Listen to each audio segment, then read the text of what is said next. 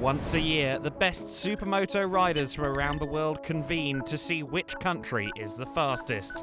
This weekend, we're at the spectacular 2-kilometre Circuit Carol for the 2021 FIM Supermoto of Nations. High speeds, flowing corners and complex dirt sections make this circuit a real treat for the riders and spectators alike. Located not far from Paris, this circuit should make for some great racing. Given the challenges of global travel, some of the familiar nations from previous years are missing for the 2021 event, but France will still have to work very hard to defend the title. The facilities here in Carol are superb, the spectators are flocking in their droves, and given its proximity to Paris Charles de Gaulle Airport, it has the best transport links of almost any circuit anywhere.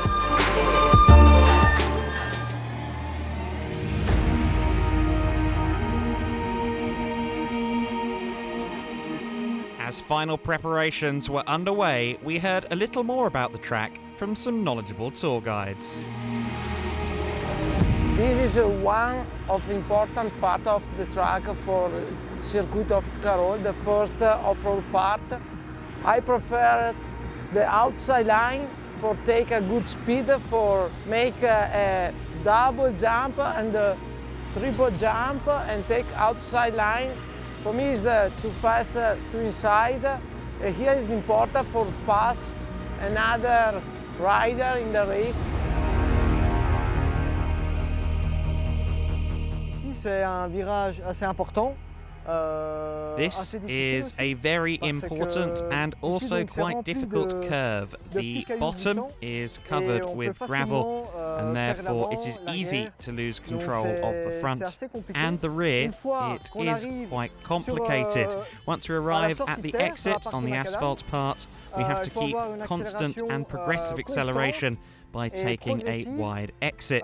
You ride all the way up to the green paint on the outside. It is important to get out as fast as possible without making any mistakes. Le plus vite possible sans faire d'erreur. Alors là, on a un virage We have a difficult curve to enter this dirt section that takes us to this jump, which allows us to enter the two different routes around the following turn, the inside and outside. The difference is that the outside one is faster and the inside includes a little jump. I personally prefer the outside lane, which allows me to maintain a higher velocity.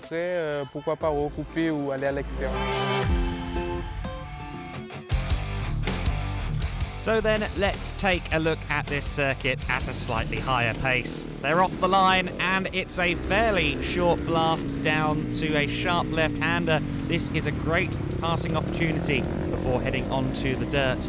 It's a high-speed off-road section here, as you can see, and there are several ways to tackle it. A flurry of jumps is followed by another fast right-hander that's followed by a tabletop, and then it's the tight left we heard Florentino talking about, potential to outbrake a rival before coming back onto the tarmac here.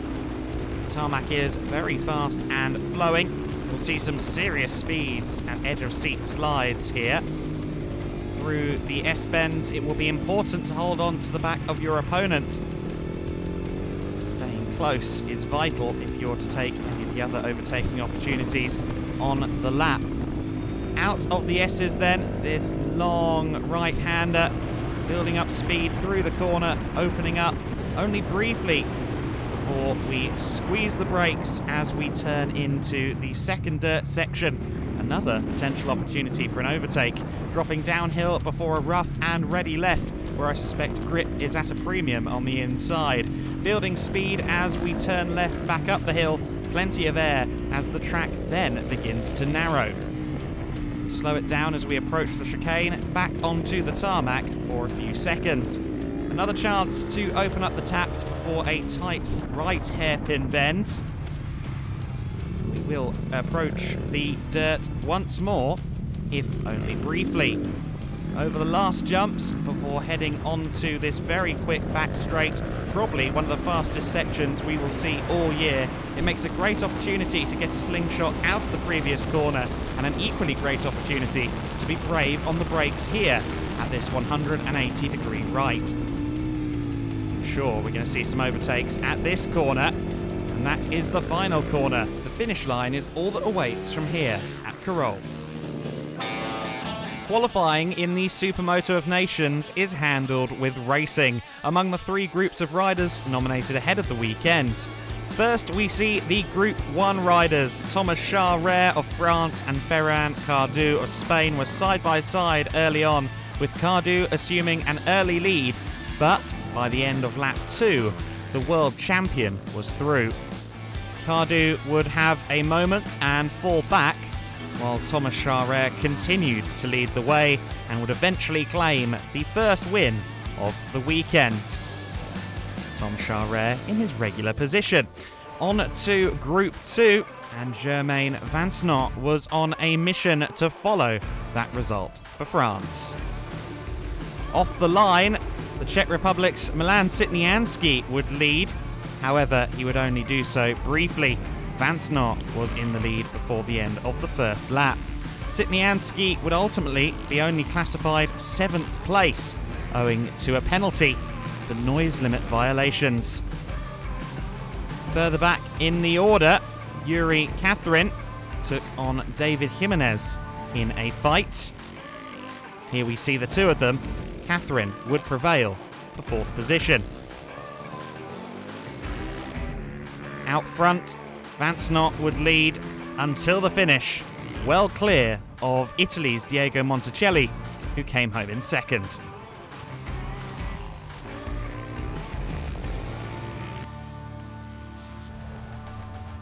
Group 3 came next, and the red-plated number 3 of Sylvain Bidard was looking to build on that momentum for Team France. The Frenchman had a magnificent getaway, as did Elia Saint-Martin, who followed him through into 2nd place. Stéphane Zuger following through in 3rd place early on. Bidard trying his best to shake off the Italian. In the early laps, it did look as though he was doing so. Building a slight lead for France. Meanwhile, the French junior teams, Steve Bonnell, had to bounce back from a little bit of a moment out on circuit. He would find himself making up some places once again as the race wore on.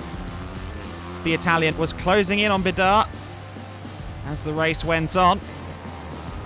However, the Frenchman was just about able to withstand the pressure and cross the line to take the win, to make it 3 from 3 for France in the qualifying races, a sign of things to come potentially in Carroll.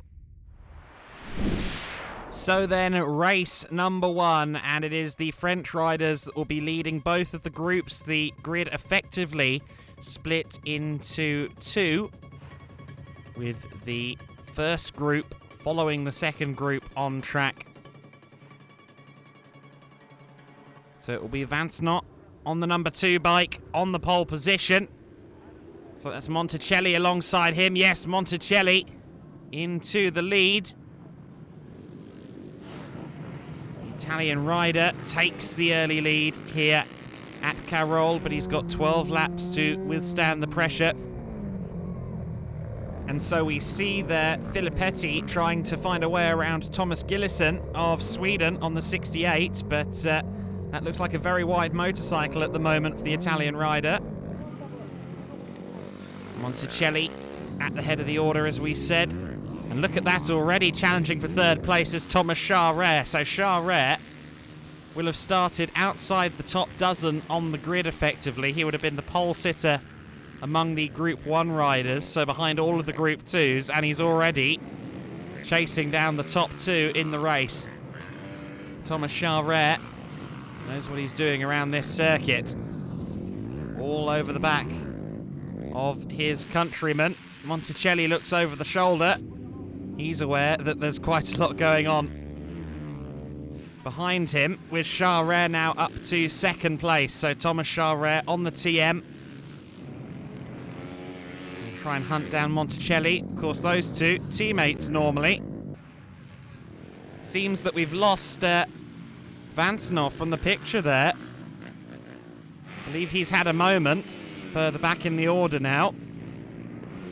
Yes, indeed, Ferran Cardew. We just saw him there in third place, and Charret has got through into the lead. So Tom Charret putting great points on the board for France. Filippetti through the chicane, and that was Raoul Schupp, the Swiss rider who was down on the floor there.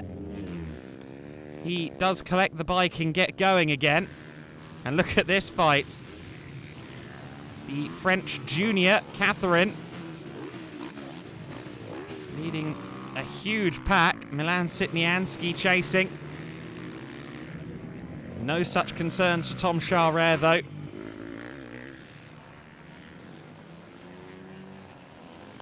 Charret just in control of this race, picking off some of the lap traffic as he goes. Here is Ferran Cardew again. Ferran on the 16 bike, having a good run.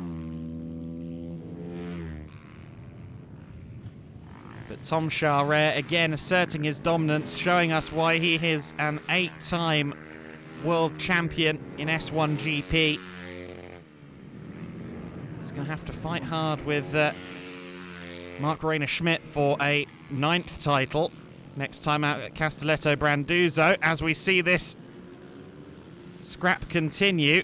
And that was Sitnianski getting rather pushed down the order there, so Sitnianski dropping a couple of positions further back.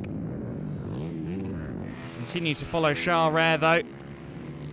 Will take the flag for France here. However, with the issues for Vansnot, who we believe had an off camera, France aren't going to come away with a great points haul here.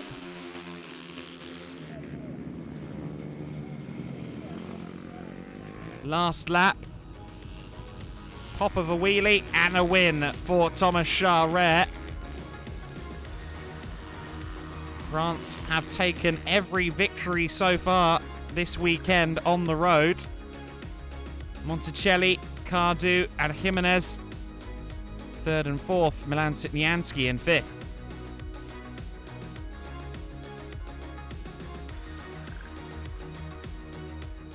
Yeah, it was not so bad, not so good. It was a tough race for me because last night I get a fewer, so today is not my day, I think, but I try to push and do what I can. So then the points after that first race, Spain, with both riders finishing 3rd and 4th position on circuit, scoring the least points. They lead the way. After race 1, Italy and Czech Republic tied for 2nd.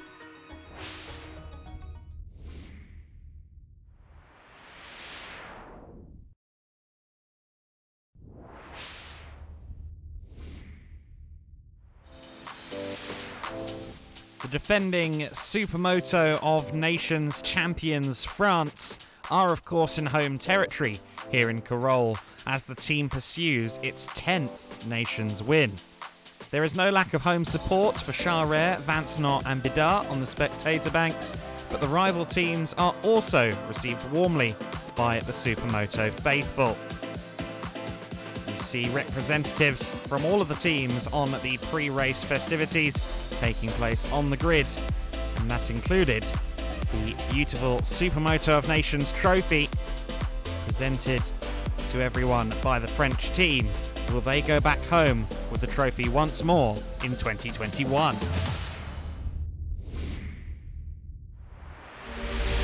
So then, race number 2 for rider groups 2 and 3, and it will be the French riders at the front, of course, owing to their qualifying performances. Just the second row for the Spanish riders on their respective sections of the grid.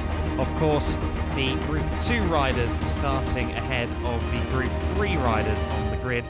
Expect to see Monticelli get a good start. Let's see what kind of start he's got. He has the inside line going into the first corner. Will Monticelli take the lead, or will it be Vansnot? It's side by side between the two of them. Monticelli it is that's come out at the head of the order. Diego Monticelli, who of course is the reigning S2 European champion from last year, having a good season in S1 this year. Sitnianski currently following Hero Madison. Hero Madison there, who's not lacking commitment at all. riding for Estonia and all the way up in 4th place at the moment. There's Monticelli, though, at the head of the order for Italy. A promising first race. Let's see what Monticelli can do for Italy in race 2. Vance-Nor there running just a little bit wide, trying to pursue Monticelli.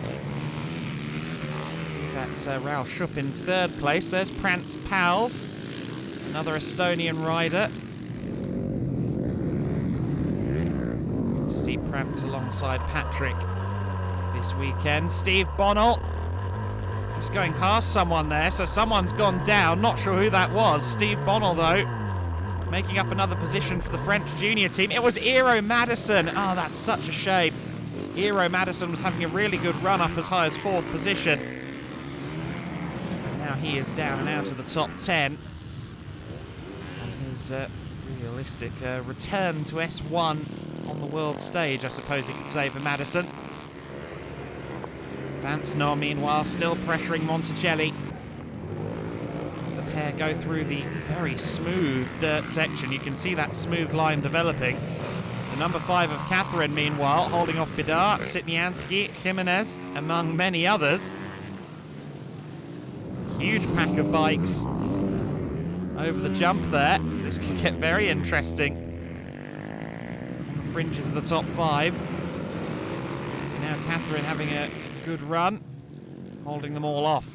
Monticelli still holding off Vance-Nor. Critical for both of these riders to put in a good showing for their respective nations.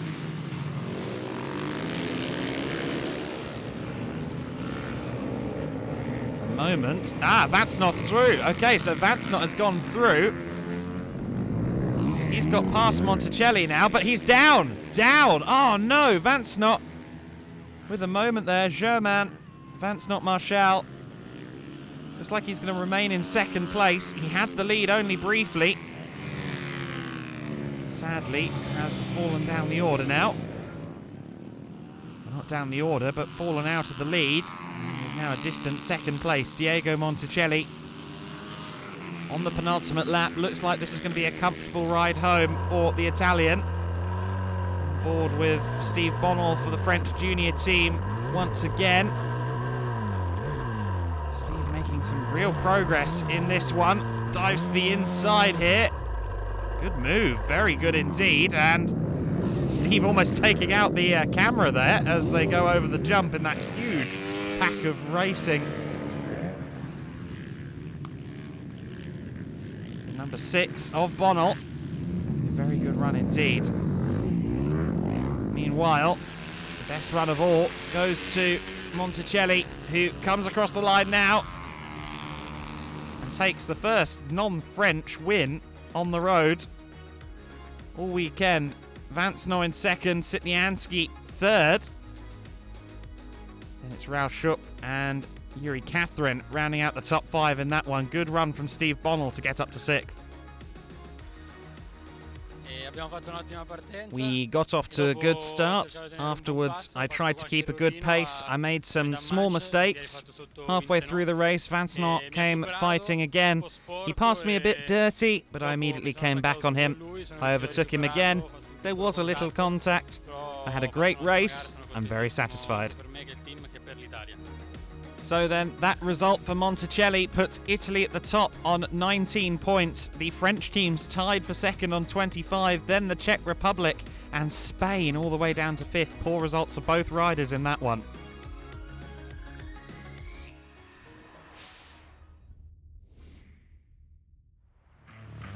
So then, the final race of the Supermoto of Nations. It's Italy at the top of the standings. Sammartin on the front row of the grid will be looking to preserve that one alongside Gio Filippetti, although they will have to be careful of Thomas Charret and Bidar, who will be looking to try and claim the 10th Supermoto of Nations title for France in this final race. Here we go, lights out, they're underway. Looks like a good start from Elia Sammartin on the number 9. Bidar on the 3, just about into the lead of the race. Steve Bonnell there getting rather forced back by Cardu, who got very loose there. Kind of landed awkwardly on a jump. The Spanish rider continues on his way. Here we see the number 3, Bidart. Saint-Martin behind him. The French fans egging on the Suzuki, the number 3 bike. There's Tom Charret, just inside the top 10 at the moment. Will of course will have started at the front of the Group 1 riders, but still has to make his way through all of the Group 3s. Ferran Cardu we just saw there. Meanwhile, Bidart continues to lead. Saint-Martin there in second place, closing in. Saint-Martin has been on great form here, as has Diego Monticelli. The Italian riders really have been showcasing themselves. That's no better exemplified than their position on the table at the moment. Barchi on the number 22 for Switzerland, under pressure from Charret and Bonnell. Charret continues to work his way through the pack. There's Saint-Martin, kind of loose there as they came back out onto the tarmac, and already up into third place on lap 4 is Thomas Charret. Well, we've seen this one happen before, haven't we? Tom Charret again showing well, he's arguably the greatest of all time on the international supermoto stage. Great fighting further back. Right on board with Filippetti. Just inside the top 10 at the moment, going to make a move for 8th. Of course, all of this important for the Italians' chances. Has he made the position up? Not quite, no.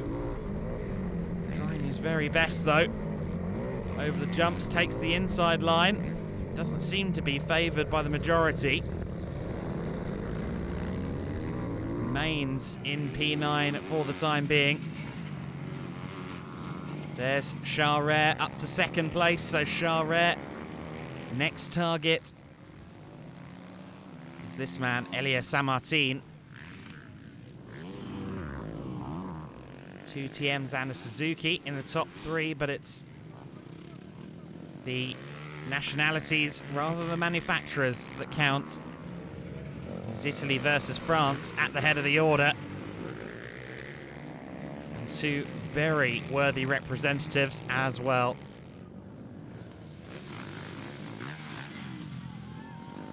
Charret coming ever closer. Cardu's now up into third place, so it seems as though we might have lost the number 3 of Bidart there. Saint-Martin and Charret down that long back straight. It's a great opportunity to perhaps make a move, but on that occasion Charret was not close enough. They're side by side as they come across the line. I think Charret may have been a quarter inch ahead, but Saint-Martin looks to his right and just about holds on to the lead, but it's great side by side racing between the 2 of them. This will mean so much to both riders. Oh, Vladas Goncalves has had a bit of a moment there, the Lithuanian rider off circuit. Meanwhile, Saint-Martin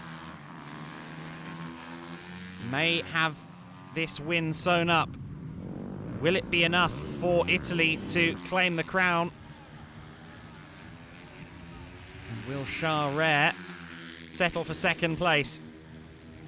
Onto the straight they go, and I think Saint-Martin struggled for traction a bit there onto the back straight, and sure enough, Charret is closing. He has the inside line into the final corner, and he gets the move done. He gets the bike stopped, and Charret takes the flag, takes the win. And is that enough for France to claim the Supermoto of Nations?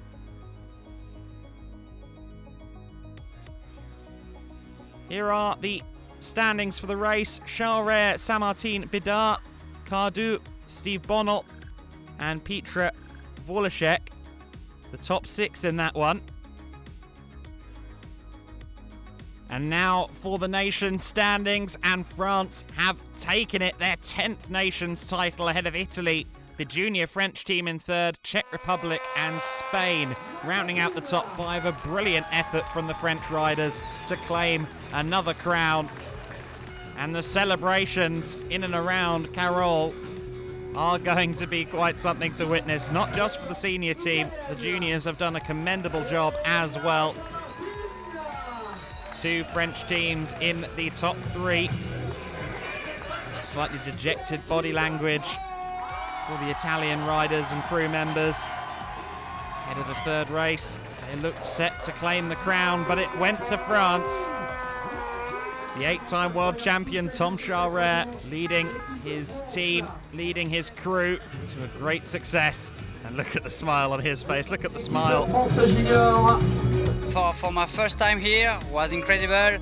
It was up and down. We just started the day with a lot of work, and we had a first race a crash, and in the second one, Sylvain has a problem with his front brake. That does mean it was very hard for us to make the situation for the last race, and we were 5 points, I think 5 points or 6 points before, and in the third race was incredible because Thomas and Sylvain had a lot of work, and he pushed so hard to finish the first position and 3rd position, and we win. It's incredible. So then, delight for the home crowd, and they'll be keeping their eyes on Italy, the Castelletto di Branduzzo, where the title will be decided in the World Championship between Schmidt and Charret.